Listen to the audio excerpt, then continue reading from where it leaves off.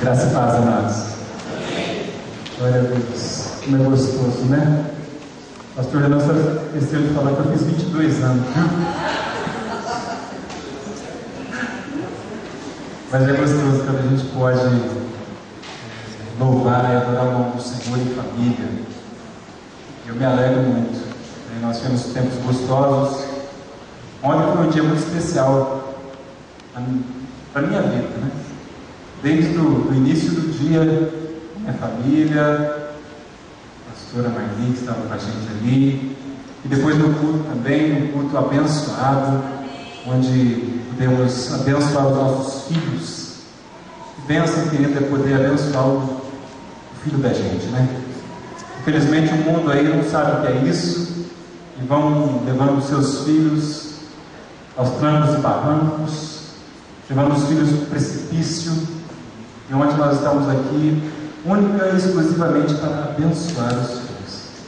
Como é gostoso você poder declarar a vitória em nome de Jesus sobre o seu filho. Enquanto o diabo veio para matar, roubar e destruir, o Senhor Jesus veio para dar vida e vida em abundância. E onde nós percebemos isso, cada pai, cada mãe, avô, responsáveis, líderes, abençoando aqueles que estavam aqui. E se você ainda não pôde abençoar o seu filho, não perca a oportunidade. Amém?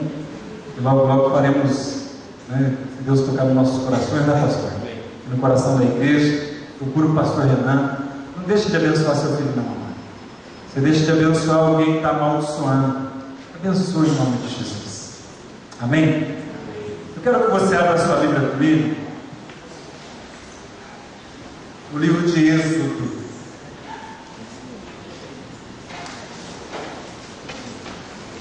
capítulo número 21.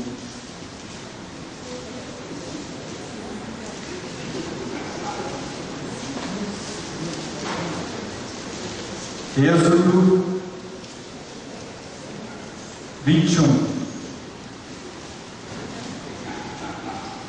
Livro do Êxodo, capítulo número 21. Amém? Todos encontraram? Eu vou ler com você do versículo 1 ao 6 apenas. Eu quero que você preste muita atenção nesse texto aqui. O texto que fala muito aos nossos corações. Amém? Êxodo, capítulo 21, do versículo 1 ao 6. E diz assim: Estes são os estatutos que lhes prosporás. Se comprares um servo hebreu, 6 anos servirá, mas ao 7º sairá fogo de graça. Se entrar sozinho sairá. Se tiver mulher, então com ele sairá sua mulher. Se seu senhor lhe houver dado uma mulher e ela lhe houver dado filhos ou filhas, a mulher e os filhos dela serão de seu senhor, e ele sairá sozinho. Mas se esse servo expressamente disser: Eu amo o meu senhor, a minha mulher e os meus filhos, não quero sair fogo, então o seu senhor o levará perante os juízes e o fará chegar à porta, ao umbral da porta. O seu senhor lhe furará a orelha com uma sovela, e ele o servirá para sempre. Amém? Amém. Feche os seus olhos aí onde você está. Deus, nós queremos te dar graça em nome do Senhor Jesus Cristo. Fala conosco, Senhor, nessa noite. Ministra os nossos corações com a tua palavra. Traz um ensino, Pai, cada coração aqui. Possamos, Pai, sair daqui cheios, revigorados pelo teu Santo Espírito. Amém. Que nenhuma palavra se perca, Senhor, porque a tua palavra é vida. A tua palavra traz luz às nossas vidas. Ela que aplana os nossos caminhos, Senhor, é a tua palavra que é verdade. Em nome de Jesus, Pai, assim como o Senhor já tem falado desde o início deste culto, nós te louvamos, nós te adoramos, e agora nós queremos ouvir a tua voz. Em nome de Jesus que nós oramos e te agradecemos. Amém. Amados, eu gostaria que você pensasse um pouquinho na sua vida com Deus agora. Jesus nos chamou a sermos servos. Eu gosto demais do texto onde Jesus diz assim: eu não vim para ser servido, mas para servir. E como um bom discípulo de Jesus, uma coisa que eu sempre aprendi desde quando eu me converti era para servir. Nós somos chamados a servir. Eu fui chamado a servir. Você foi chamado a servir. Essa canção que nós acabamos de cantar, o Ademar de Campos, né? Ele é exaltado, o rei é exaltado. Eu estava num seminário de louvor há um tempo atrás, e eu lembro que uma frase do Ademar de Campos que marcou a minha vida, eu coloquei como slogan no meu coração. Não fico falando para ninguém, mas vivo essa frase. E ele dizia assim: meu irmão, minha irmã, se você não vive para servir, você não serve para viver. Olha bem a frase: se você não vive para servir, você não serve para viver. E eu coloquei aquilo no meu coração e falei: Deus, é verdade. A minha vida, se não for uma vida de serviço, não serve para nada.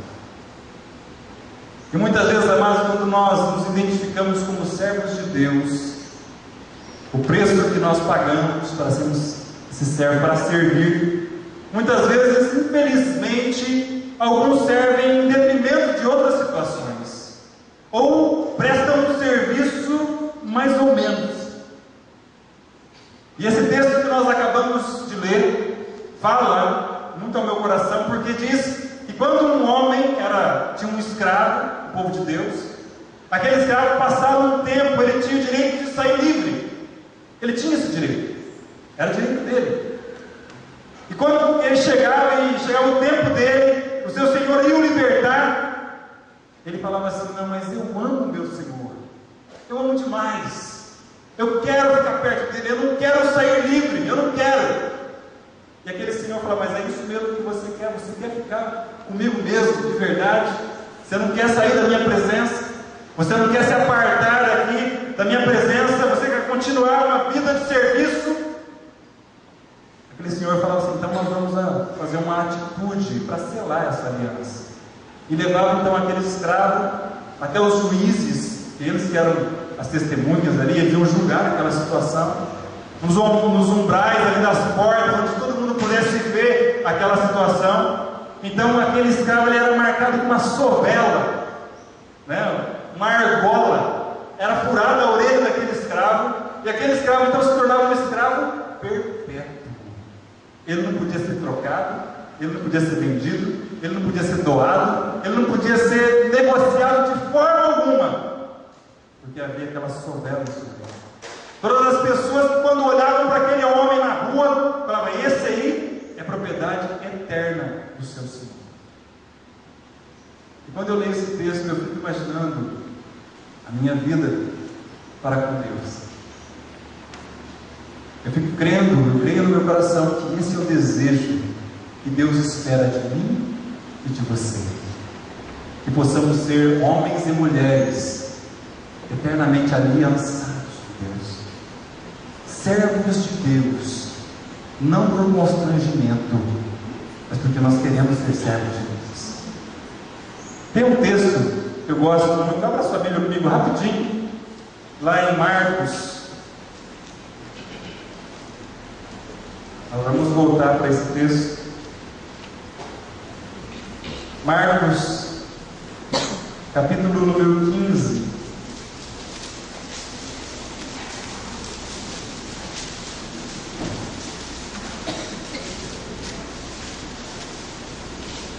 Versículo 21.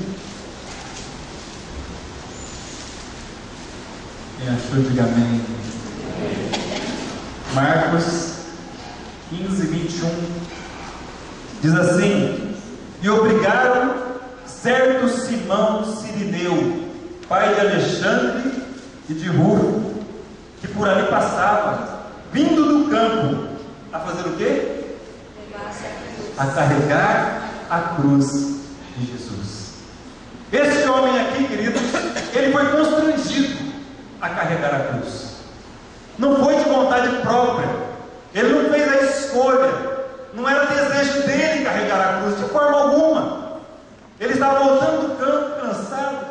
já estava meio desfalecido, havia trabalhado bastante, mas enquanto Jesus passava carregando a cruz, os soldados o obrigaram, Jesus não estava mais aguentando, ajuda ele a carregar um tempo aí, leva para ele aí. E aquele cara lá, sem poder falar nada, catou a cruz e carregou um tempo para Jesus. Bom período. Esse Simão Sirineu levou a cruz de Jesus. E quantas vezes nós vemos, eu coloco muito duro na situação, quantas vezes eu estou carregando a cruz, não porque eu quero carregar, mas porque pessoas estão mandando eu carregar. Talvez você, meu irmão, minha irmã, tenha servido a Jesus, não pela opção, pelo amor, pelo carinho de servir, mas porque teu pai serviu, ou tua avó, ou teu avô, ou teu tio, algum parente seu, e aí você também tem que servir, eu tenho que estar nessa, eu tenho que fazer parte disso. Quero falar para você, meu irmão, não é assim que Deus espera de nós. Se você tem feito a vontade de Deus por obrigação, querido, repense a sua vida nessa. Não é por aí. Não é isso que Deus espera de mim e você. E nós vemos muitas pessoas, infelizmente, muitos homens e mulheres que se dizem de Deus e fazem a obra obrigatoriamente. O negócio parece que é um fardo, é um peso. Eu até fico meio constrangido quando eu vejo, até em louvores, eu vi uma vez uma música, né, onde falava assim, eu não lembro bem a melodia, falava que o amor de Deus me constrangia.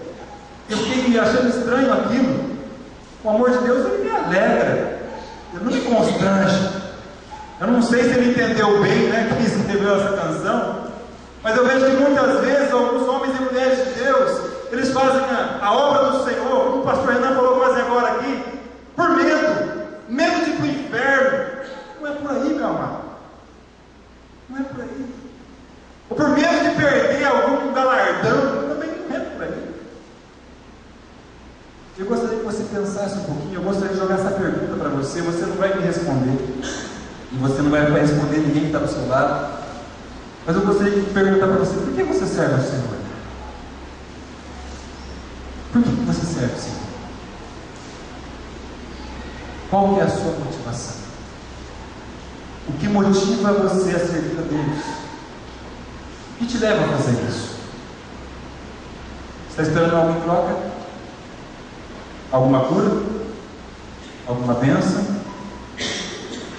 Resolver algum problema? Alguma luta familiar? O que te leva a louvar e a servir a Deus? Que não seja por constrangimento e muito menos por obrigação, em nome de Jesus. Se for, meu amado, nós temos que repensar algumas coisas nessa noite. Amém? E eu gostaria de ver com vocês alguns exemplos de homens que foram servos voluntários. Homens que foram servos do Senhor voluntariamente, sem pedir nada em troca. Eram servos porque eram servos mesmo.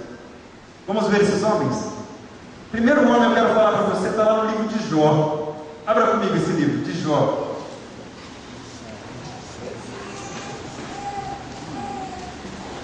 Nós conhecemos um pouco da história de Jó, com certeza você também conhece, mas eu quero ler com você algumas particularidades.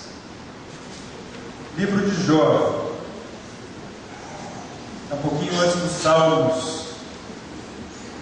Amém? Nós vamos nos ater apenas no capítulo 1 de início, depois vamos do 2 até o versículo 10. Amém, querido?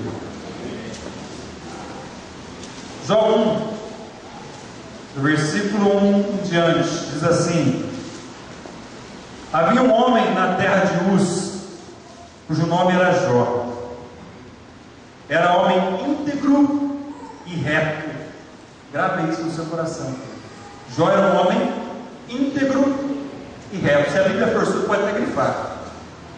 Temia a Deus e se desviava do mal. Olha que bênção. Nasceram-lhe 7 filhos e 3 filhas. Possuía ele 7.000 ovelhas, 3.000 camelos, 500 juntas de bois, e 500 jumentas, tendo também muitíssima gente ao seu serviço. De modo que este homem era o maior de todos os do Oriente. Não tinha ninguém maior que Jó. Jó era o maior, o mais destacado, o mais conhecido, era o Jó. Iam seus filhos à casa uns dos outros e faziam banquetes, cada um por sua vez, e mandavam convidar as suas 3 irmãs para comerem e beberem com eles. E sucedia que, tendo decorrido o turno de dias, os seus banquetes, enviava a Jó e os santificava, e levantando-se de madrugada, oferecia o holocausto segundo o número de todos eles, pois dizia Jó: talvez meus filhos tenham pecado e blasfemado de Deus no seu coração. Assim o fazia Jó continuamente. Dá uma paradinha aqui. Olha a integridade desse homem, amados. Ele era íntegro diante de Deus, reto, um homem conhecido em toda a sua região, e ele não só cuidava da sua integridade, como ele tentava cuidar dos filhos dele também. Ele tinha uma retidão com Deus tão séria. A preocupação dele não era só a questão dos filhos, mas era a questão dele com Deus. Havia uma ética santa dele para com Deus, que ele pensava assim: vai que os meus filhos, naquela reunião deles que eu não estava presente, porque se eu estivesse presente eu ia controlando uma coisa ou outra, mas eu não estava lá. Então, para saber lá se eles não pecaram contra Deus naquela reunião, eu vou oferecer esse sacrifício, vou pedir perdão por eles. Olha o coração desse homem, que benção, reto diante de Deus, íntegro, integridade total. Não sei se você sabe, mas a palavra integridade, ela vem da matemática. Ser íntegro significa indivisível, pessoa que não se divide, tem uma posição só. Já era assim, tinha uma posição só, era íntegro, indivisível, não tinha conversa com ele. Um homem de Deus, gostoso, né, querido? Olha que benção, conhecido como homem de Deus. Os filhos sabiam da seriedade daquele pai para com Deus. Amém? Continuando no texto, olha lá na sua Bíblia. Ora, chegado o dia, versículo 6 agora. Ora, chegado o dia em que os filhos de Deus vieram apresentar-se perante o Senhor, veio também Satanás entre eles. O Senhor perguntou a Satanás: de onde vens? Satanás respondeu ao Senhor dizendo: de rodear a terra e de passear por ela. Disse o Senhor a Satanás: notaste porventura o meu servo Jó, que ninguém há na terra semelhante a ele, homem íntegro e reto, que teme a Deus e se desvia do mal? Quem testemunhou de Jó, irmãos? Fala o teu irmão assim: Deus deu testemunho de Jó. Fala o teu irmão aí, pensa comigo: Deus deu testemunho de Jó. Não foi um outro homem, não foi o colega dele, não foi o melhor amigo, não foi o pai, o avô, foi Deus. Deus está falando de Jó. Versículo 9: então respondeu Satanás ao Senhor e disse: porventura Jó teme a Deus debalde? Não tens protegido de todo lado a ele, a sua casa e a tudo quanto tens? Tens abençoado a obra de suas mãos, e os seus bens se multiplicam na terra. Mas estende agora a tua mão e toca-lhe tudo quanto tem, e ele blasfemará de ti na tua face. Ao que disse o Senhor a Satanás: eis que tudo o que ele tem está no teu poder, somente contra ele não estendas a tua mão. E Satanás saiu da presença do Senhor. Certo dia, quando seus filhos e suas filhas comiam e bebiam, vinham na casa do irmão mais velho, veio um mensageiro a Jó e lhe disse: os bois lavravam e as jumentas pasciam junto a eles, e deram sobre eles os sabeus e o tomaram. Mataram os seus moços ao fio da espada, e só eu escapei para trazer-te a nova. Enquanto este ainda falava, veio outro e disse: fogo de Deus caiu do céu e queimou as ovelhas e os moços e os consumiu, e só eu escapei para trazer-te a nova.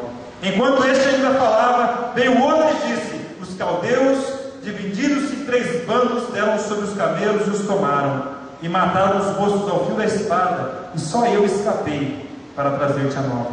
Enquanto este ainda falava, veio outro e disse: teus filhos e tuas filhas estavam comendo e bebendo vinho na casa do irmão mais velho, e eis que sobrevindo um grande vento do além do deserto, deu nos 4 cantos da casa, e ela caiu sobre os mancebos, de sorte que morreram, e só eu escapei para te trazer a nova. Para aqui. Pergunta para o teu irmão que está do teu lado assim: meu irmão, se fosse você, o que você faria?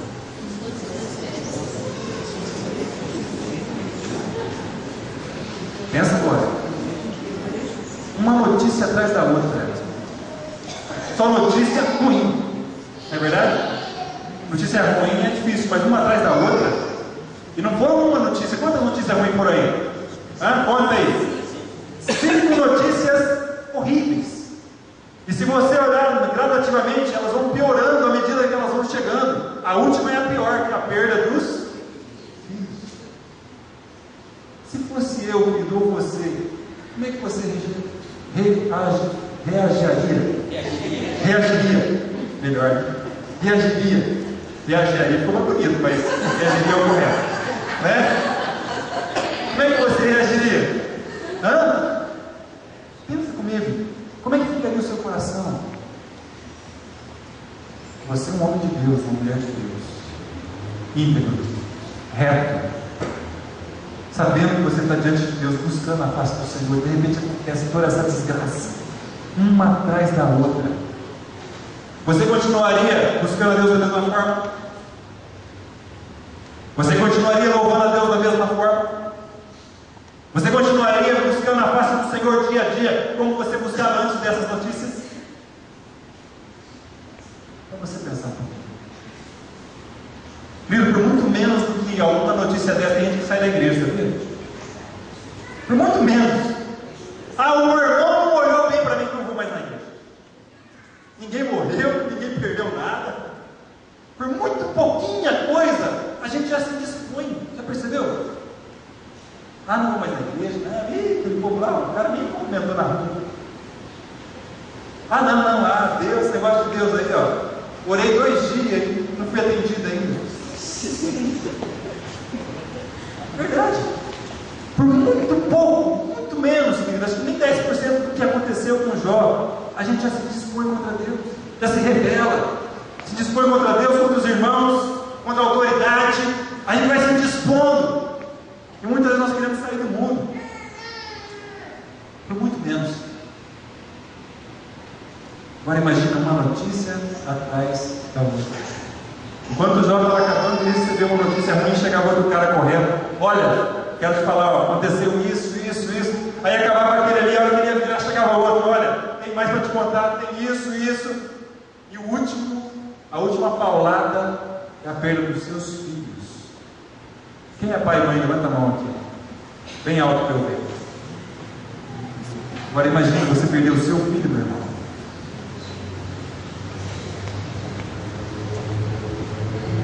Eu já perdi a minha mãe, eu sei o que é perder mãe, perder parente próximo, eu sei o que é isso. Falo com propriedade, porque eu perdi minha mãe há 4 anos.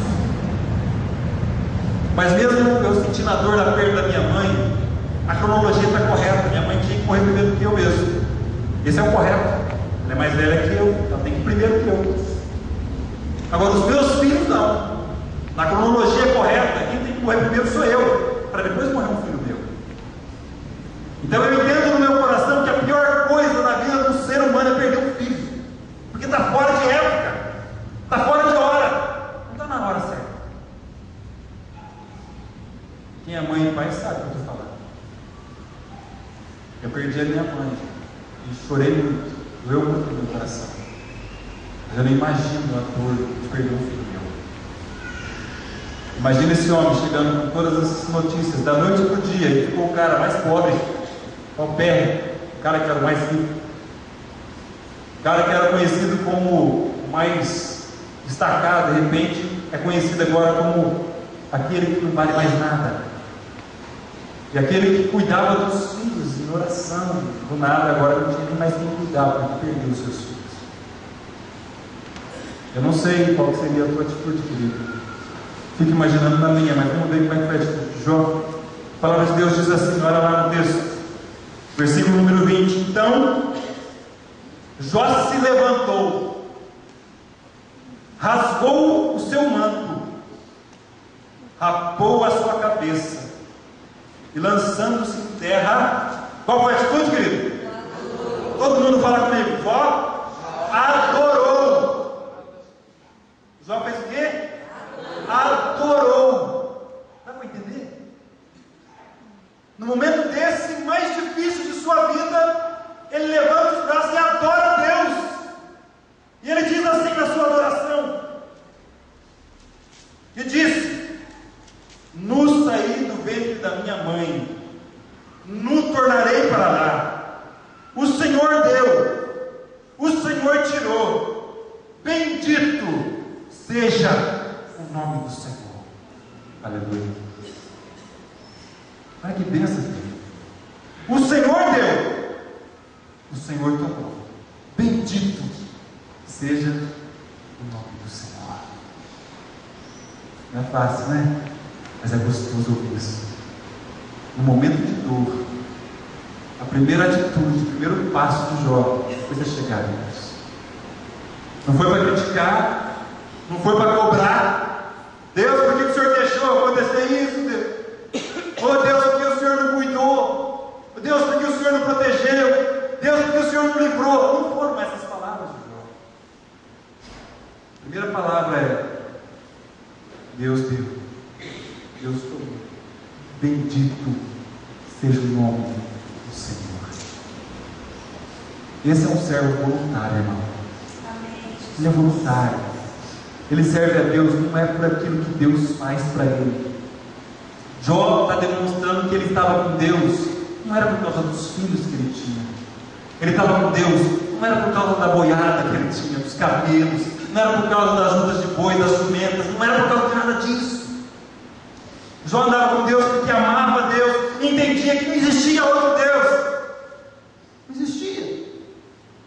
E querido, nós temos que colocar na nossa cabeça e no nosso coração, se ainda você não colocou, coloca hoje em nome de Jesus. Eu louvo a Deus e amo a Deus porque Deus é Deus. E não há outro. E Deus não vai deixar de ser Deus se você ficar tristinho, magoadinho. Não vai deixar, Ele continua sendo Deus. Glória a Deus por isso. Jó sabia disso. Ele louvou, ele adorou. Ele foi além do louvor, ele foi adorar. Ele reconheceu a grandeza de Deus. Ele reconheceu quem Deus é na vida dele. Isso que é adoração. Reconhecer quem Deus é. A gente tem facilidade de adorar na alegria, não é verdade? A gente gosta de adorar quando a gente está feliz. A gente levanta o braço. A gente está feliz, está tudo bem, maior maravilha. Mas a adorar na hora da desgraça, da dureza, da luta, só um servo voluntário que faz isso. Porque ele está ali voluntariamente, ele não tem nada, não é por troca. Muitas vezes eu vejo muitas pessoas buscando a Deus por troca. Eu vou se Deus me der alguma coisa. O que eu vou ganhar com isso? Não é assim. Vamos continuar? Olha lá no texto.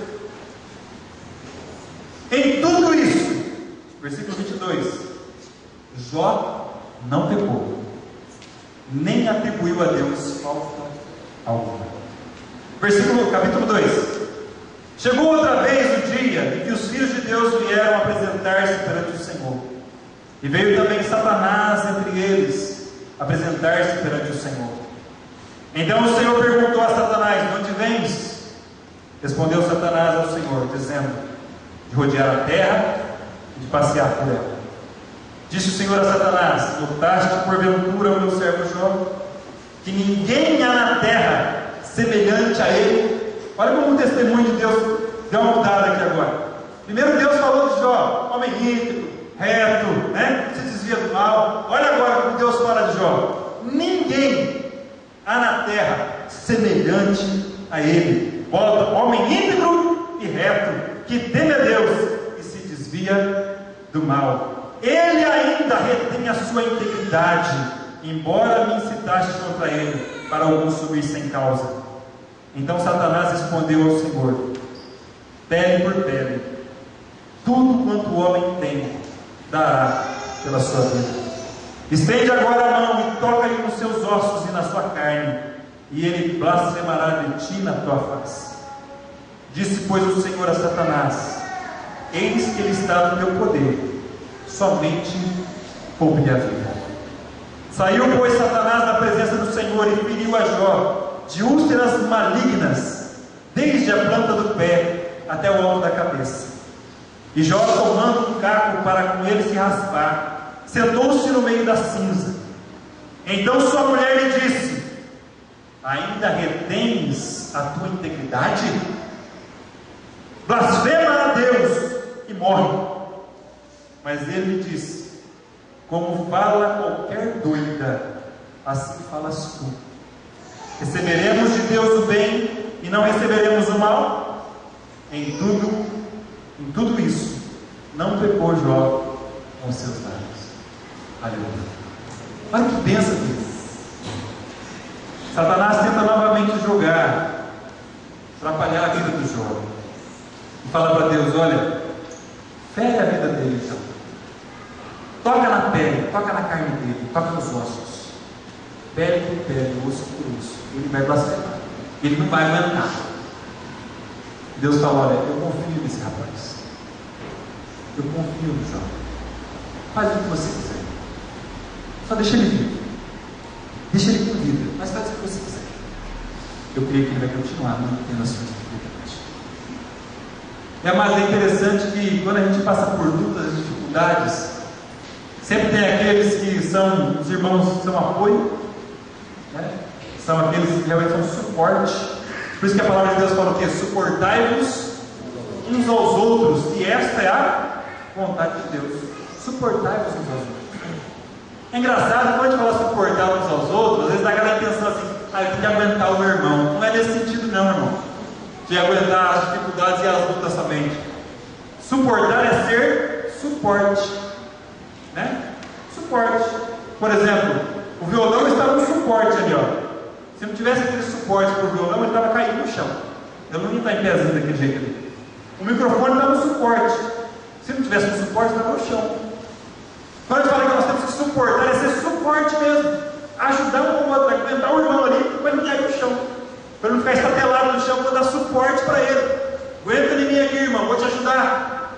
Então nós temos pessoas que são suporte, mas infelizmente também temos aquele que é que joga do contra. Sabe o que joga do contra? Aquele que está torcendo para você cair. Infelizmente tem gente que gosta de aterrorizar. Né? A hora da dificuldade, às vezes o irmão lá dá a mão e fala: ih, cara, você está ó, tá difícil, hein? Você está pecando, não está não? Fala a verdade. E aí, para ir para frente, né?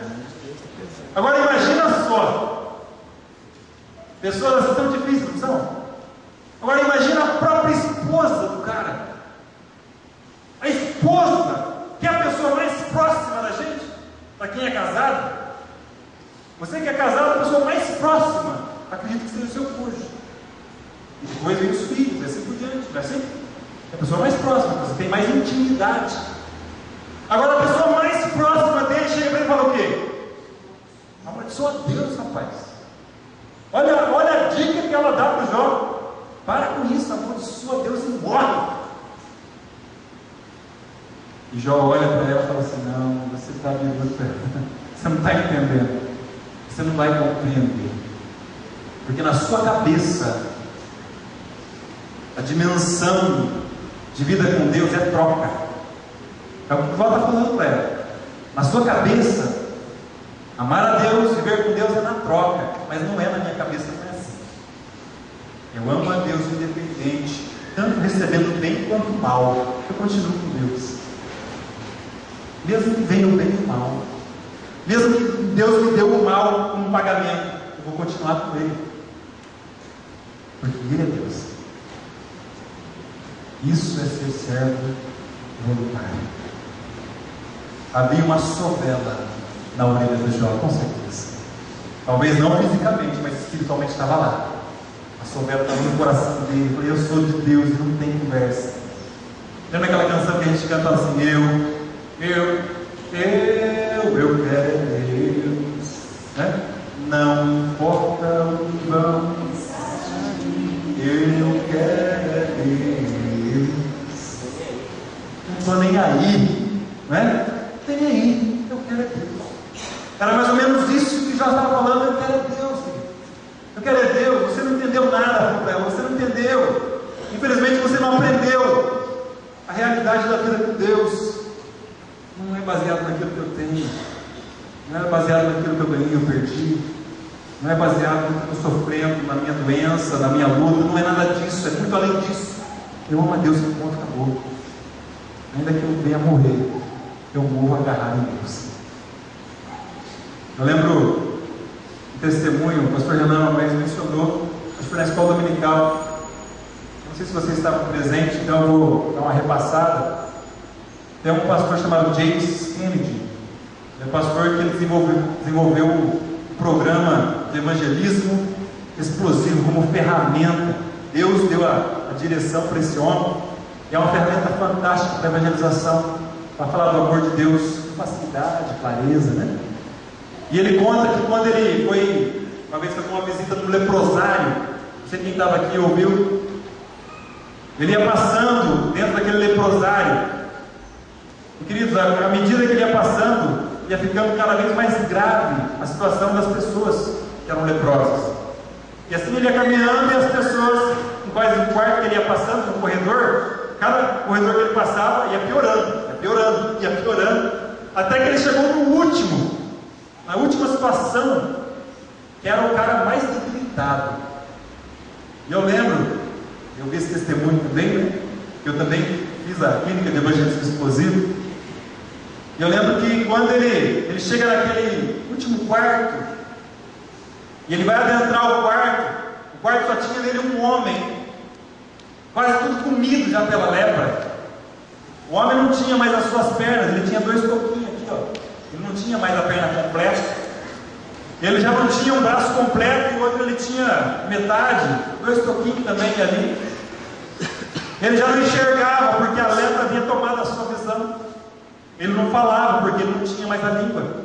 Ele não ouvia porque a lepra também tinha tirado a sua audição. Agora pensa comigo, querido. O cara não via, não falava, não ouvia e não podia andar. O máximo que ele podia fazer, segundo dizia o pastor James Kennedy, era se apoiar num dos toquinhos que ele tinha ali para ele ficar mais ou menos numa posição para ver o que estava acontecendo. Ver sem ver, né? Ele só olhava, mas não enxergava nada. Mas uma coisa ainda ele tinha. Ele tinha a sensação do tato. Isso ainda ele sentia. Ele percebia, através dos movimentos, ele sentia vibração. Então, quando as pessoas iam chegando para ele, perto dele, ele sentia, ele não via, mas ele sentia que alguém estava chegando. Então ele se mexia na direção onde ele sentia a vibração. E quando chegou esse pastor, junto com o enfermeiro lá do leprosário, e esse pastor foi lá para orar, para abençoar o pessoal ali. Mas ele não sabia que aquela pessoa já tinha aceitado Jesus. Já tinha aceitado Jesus. Já era um homem de Deus. Ele não sabia. Ficou sabendo depois. Quando ele chegou, ele ficou olhando. Ele diz essa frase, né, que aquele homem se colocou da maneira mais perfeita que ele conseguiu possível, né, todos os toquinhos que ele tinha. Diz que ele se colocou na mesma direção do pastor, deu um lindo sorriso sem dentes e ficou sorrindo para eles um tempo. Enquanto ele sorria, ele fazia assim com o toquinho.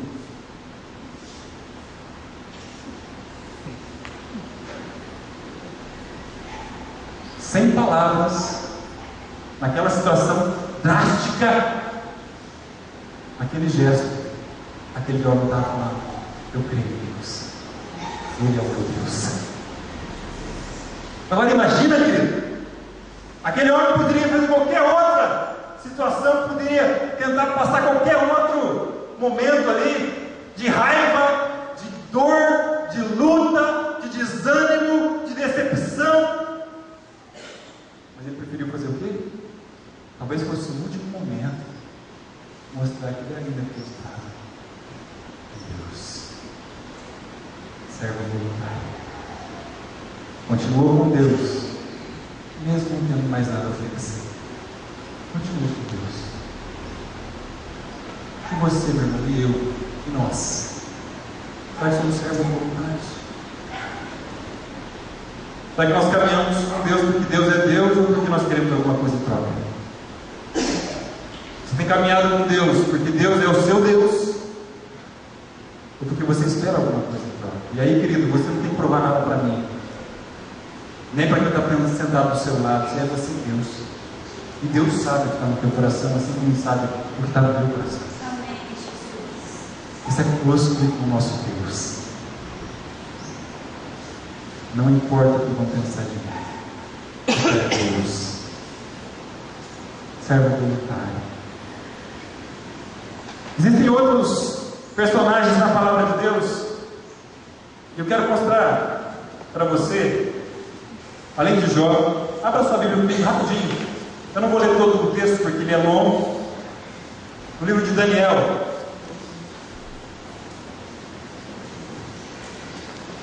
Quem achou, diga amém. Eu vou pegar mesmo. Daniel é mais difícil. Jó era Amém. o Jó era moleza, né? Agora o Daniel menorzinho. Quem achou, diga amém. Deus fale no seu coração, meu amado.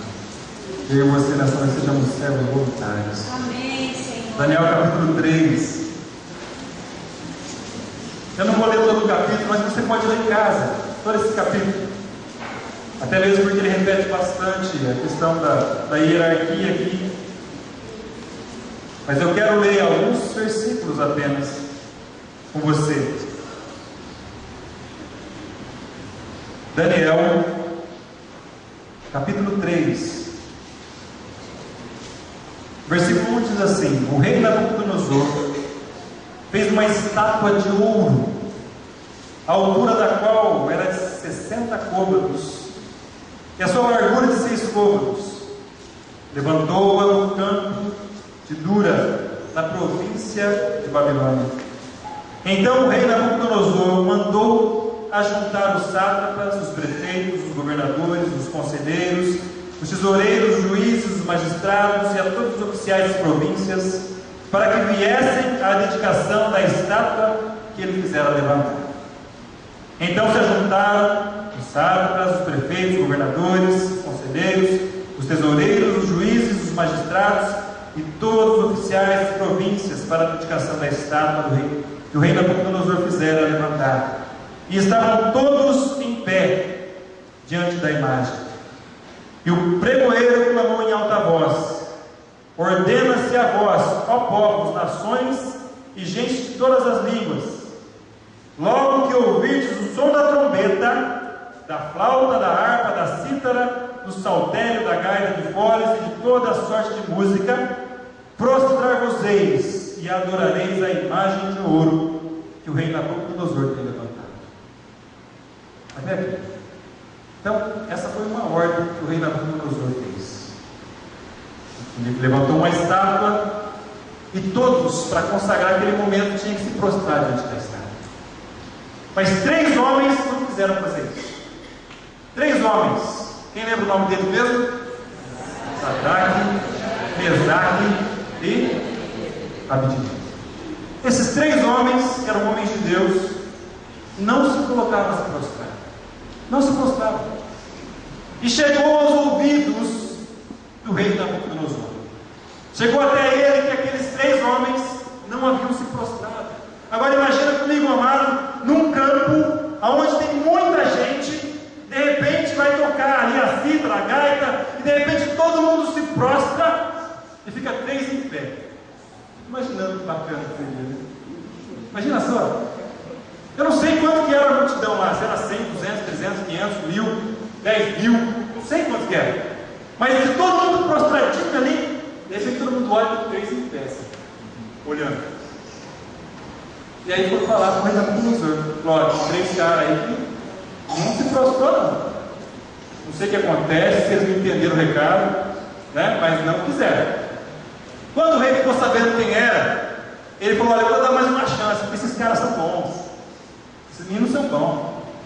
Eles fazem parte aqui do pessoal da alta aí, né? Um pessoal esperto, inteligente, saudável. E eles são bons, eu não quero desperdiçar, então eu vou dar mais uma chance para eles. Aí chamaram os três e falaram: ó, nós vamos dar uma chance para vocês, tá? Só para vocês, vai tocar de novo. Depois você pode ler o texto inteiro, mas é mais ou menos isso que ele está dizendo ali: vai tocar de novo e você não tem oportunidade de se prostrar. Aí tocaram. Isso é esse cara estava dentro. Nada. Aí ele falou: bom, então vai ter que tacar vocês na fornalha. Quem não se prostrar vai ser queimado. E olha só o que eles dizem para o rei. Olha lá no texto. No versículo 14. Vou pegar um pouquinho antes do 13, né? Então o rei Nabucodonosor, na sua ira e fúria, mandou chamar Sadraque, Mesaque e Abednego. Logo estes homens foram trazidos perante o rei. E falou Nabucodonosor e lhes disse: é verdade, ó Sadraque, Mesaque e Abednego, que vós não servis a meus deuses, nem adorais as estátuas de ouro que levantei? Agora, pois, se estáis prontos quando ouvirdes o som da trombeta, da flauta, da harpa, da cítara, do saltério, da gaita de foles, de toda sorte de música, para vos prostrardes e adorardes a estátua que fiz, bom é. Mas se não a adorardes, sereis lançados na mesma hora, dentro de uma fornalha de fogo ardente. E quem é esse Deus que vos poderá livrar das minhas mãos? Responderam Sadraque, Mesaque e Abednego. Olha bem na resposta aqui. Presta atenção nessa resposta. E disseram ao rei: ó Nabucodonosor, não necessitamos de te responder sobre este negócio. Eis que o nosso Deus, a quem nós servimos, pode nos livrar da fornalha de fogo ardente, e Ele nos livrará da tua mão, ó rei. Mas se não, fica sabendo, ó rei, que não serviremos os teus deuses, nem adoraremos a estátua de ouro que levantaste. Olha a resposta dos três. O negócio é o seguinte, rei: nós cremos no Deus, nós não cremos naquilo que você está pregando, nós cremos no nosso Deus. E o nosso Deus, Ele tem poder para nos livrar da sua mão. Ele pode livrar. Mas se Ele não quiser livrar, mesmo assim, nós ficamos com Ele. Nós vamos para a fornalha, nós vamos queimar, mas nós não vamos nos prostrar.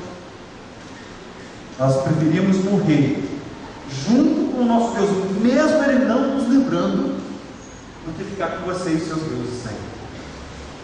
Servos voluntários. Servos voluntários. Continuar com Deus, independente da situação, independente se vão ganhar ou perder. E queridos, nós temos que colocar no coração, coloca no seu coração, irmão, não é porque você serve a Deus que você vai ganhar sempre. Não é assim. Se o crente ganhasse todo crente tinha os familiares junto com ele, nem o crente morria. Não é verdade? É ou não é? Ué, ia ficar tudo aí para semente, né? Fica sempre eterno. Mas nós cremos que mesmo na morte, nós somos mais que vencedores em Cristo Jesus. Amém. Que a morte para nós crentes não é o fim. Enquanto que para alguns é o fim, para nós não é. É só uma passagem para a gente ir lá eterno com Deus, um momento melhor ainda. Então para nós não é o fim. E é por isso que a gente não teme a morte como fim. Não é o fim. Então nem a morte, nem a vida, nem anjos, nem principados, nem coisas do presente, nem do porvir, nenhuma criatura poderá nos separar do amor de Deus que está em Cristo Jesus, nosso Senhor. Aleluia.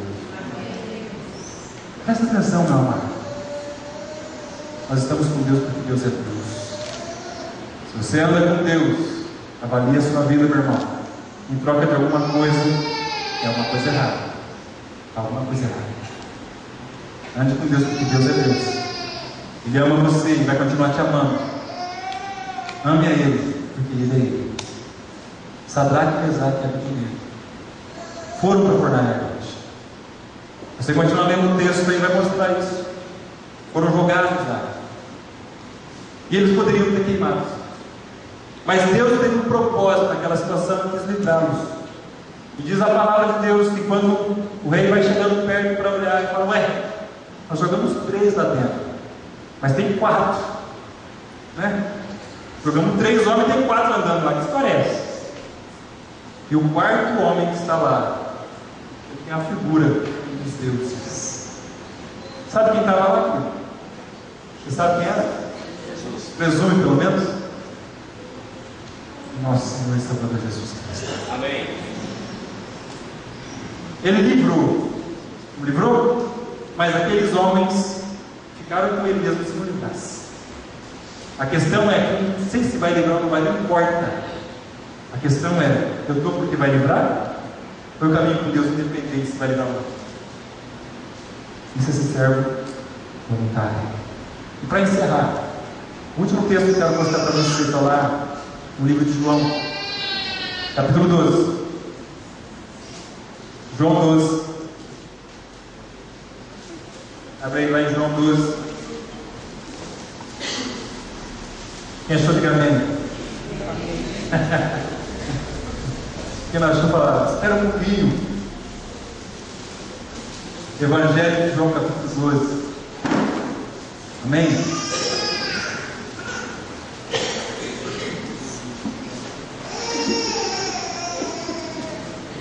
Versículo 1 até o 11 diz assim: Veio, pois, Jesus 6 dias antes da Páscoa a Betânia, onde estava Lázaro, a quem ele ressuscitara dentre os mortos.